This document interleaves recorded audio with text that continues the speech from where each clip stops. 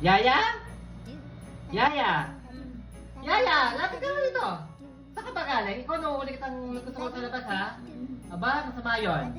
Utusan kitang bumili ng toyo, suka, paminta, tsaka laurel, okay? So, ito yung barya.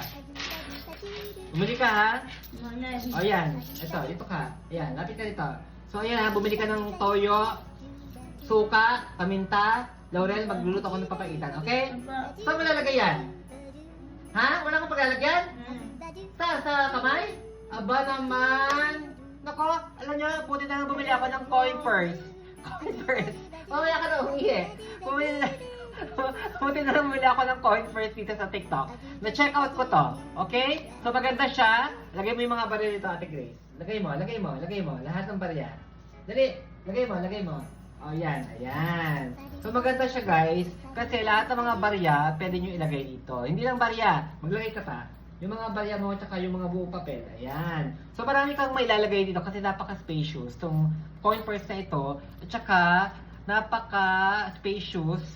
Kasi pag nilagay mo siya sa bag mo, ganyan lang siya guys. So sobrang nipis. Tsaka meron siyang holder sa likod. So pwede nyo siyang lagayan ng susi sa kotse or kaya sa bahay. So ganyan siya. Ayan siya guys. So maganda siya guys.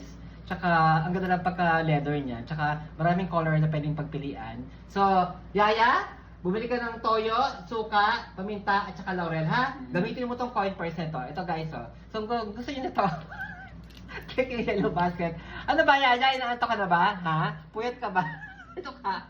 Oh, mula ba ito, ha? So guys, kung gusto niyo to, click yung yellow basket.